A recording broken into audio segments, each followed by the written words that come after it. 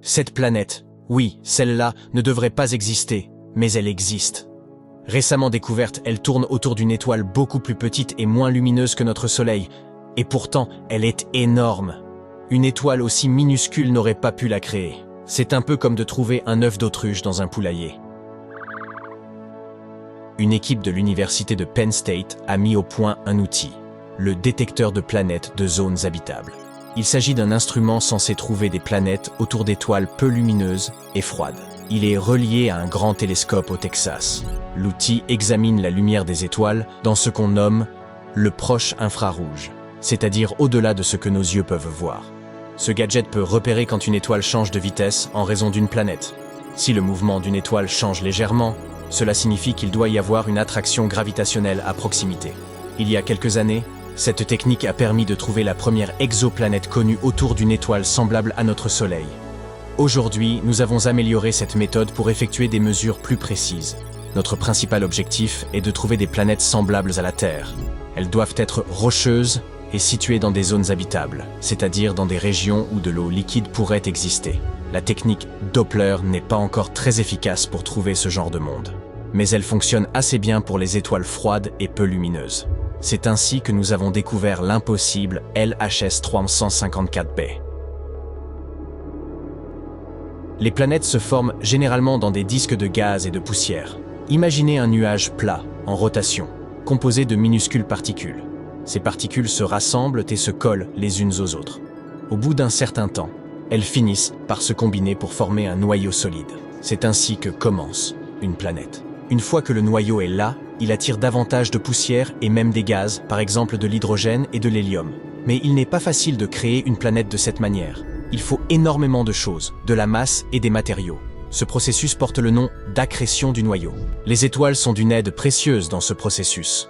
Normalement, les grandes étoiles ont une gravité importante, ce qui leur permet d'accumuler tous les matériaux nécessaires à la formation des planètes. Mais l'étoile que nous avons découverte récemment n'est pas très grosse. Elle est 9 fois plus petite que notre Soleil. Une étoile aussi petite ne devrait pas avoir un disque suffisamment grand pour permettre la formation d'une planète lourde. Pour cela, son disque aurait dû être au moins 10 fois plus grand. Mais cette planète lourde, LHS 354b, existe bel et bien. Cette mystérieuse planète est 13 fois plus lourde que notre Terre. Sa taille est similaire à celle de Neptune. Elle se trouve à une 50aine d'années-lumière de nous, dans la constellation d'Hercule, ce qui, en termes spatiaux, est très proche. La planète est également très proche de son étoile. Elle accomplit une année en presque 4 jours. Cette découverte a conduit les scientifiques à revoir leurs idées sur la façon dont naissent les planètes et les étoiles. De nouvelles théories voient le jour, comme celle de l'instabilité gravitationnelle. Selon cette théorie, au lieu de s'assembler petit à petit, la matière du disque s'effondre d'un seul coup, créant immédiatement une planète. Mais même avec cette théorie, il est difficile d'expliquer comment une planète aussi lourde peut se former sans un disque vraiment massif. Il nous faudra du temps pour faire la lumière sur tout ça. Ce n'est pas la première planète qui nous fait douter de nos théories. Récemment, les scientifiques ont découvert une autre planète appelée Ala. Cette planète est en orbite autour d'une étoile appelée Baekdu. Et, tout comme la précédente, elle ne devrait pas vraiment exister. Elle est beaucoup trop proche de son étoile. Les étoiles changent beaucoup au cours de leur vie. Normalement, une étoile devient grosse lorsqu'elle se prépare à quitter ce monde. C'est ce qu'on appelle le stade de la géante rouge. Une telle étoile a tendance à détruire ou à repousser les planètes voisines, créant un énorme désordre. Puisqu'elle tourne autour d'une géante rouge, Ala aurait dû être avalée ou détruite il y a bien longtemps. Mais elle est toujours là. Baekdu a déjà commencé à brûler de l'hélium et est devenue plus petite que prévu. Mais Ala n'a pas l'air de s'en soucier. Les scientifiques appellent Ala la planète interdite. Sa découverte remet en question ce que nous pensions de la survie des planètes à proximité d'étoiles vieillissantes. Et nous disposons de 2 théories. Selon la première, Baekdu était autrefois composé de 2 étoiles, une naine blanche et une géante rouge. Ala était en orbite autour des deux, et elles ont fusionné avant que la géante rouge ne prenne toute son ampleur. Si Ala a pu survivre, c'est en raison de l'hélium supplémentaire de la naine blanche qui a empêché la géante rouge de croître excessivement. Selon la seconde théorie, Ala se serait formée à partir des débris créés lors de la fusion des 2 étoiles. Dans ce cas, Ala serait une planète très jeune en orbite autour d'une étoile âgée. les astronomes continuent à étudier Ala et à chercher d'autres planètes de ce type. Une autre planète bizarre, du nom de LTT 9769b, nous effraie un peu car elle est trop brillante. Cette planète reflète 80% de la lumière de son étoile. Les miroirs ordinaires réfléchissent entre 85 et presque 100% de la lumière, ce qui signifie que cette mystérieuse planète doit avoir l'aspect d'un miroir rugueux, avec des reflets d'aluminium ou d'argent. Cette planète aussi fait la taille de Neptune.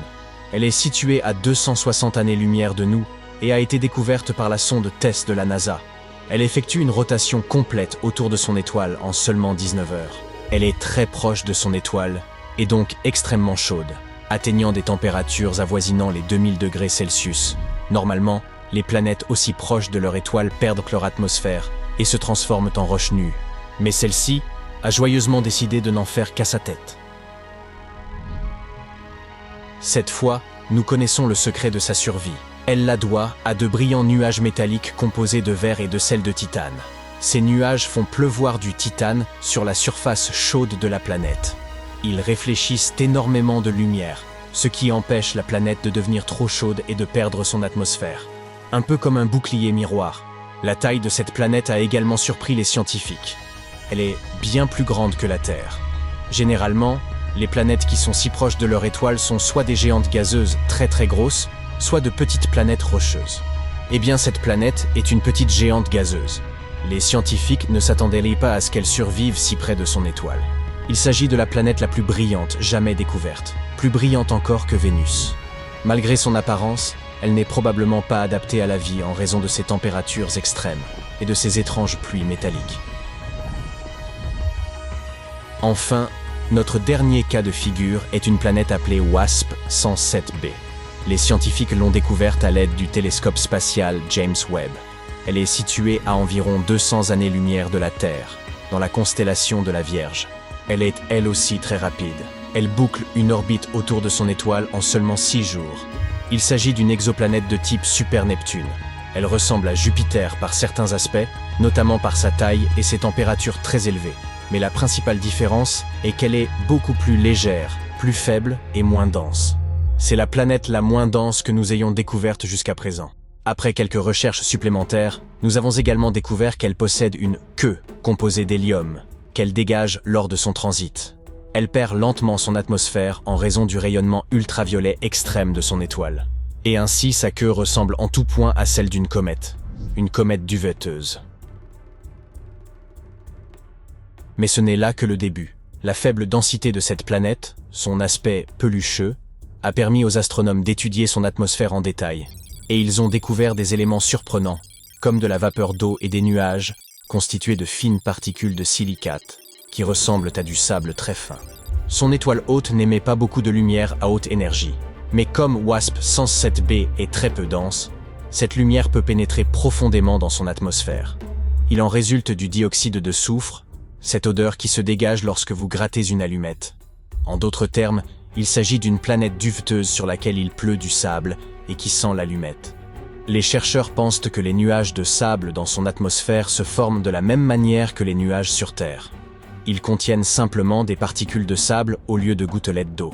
Ces gouttelettes de sable se condensent, tombent, se transforment en vapeur de silicate dans les couches chaudes de la planète, puis remontent pour former à nouveau des nuages. Mais cette planète n'a pas pu se former à l'endroit où elle se trouve. Selon les astronomes, elle s'est probablement rapprochée de son étoile peu à peu, attirée par une voisine plus lourde. Et elle suit une orbite rétrograde, c'est-à-dire qu'elle tourne dans le sens inverse de la rotation de son étoile. Toutes ces découvertes modifient la façon dont nous comprenons les planètes et leurs atmosphères. Et ainsi, nous pouvons mieux comprendre les mystères de notre propre système solaire.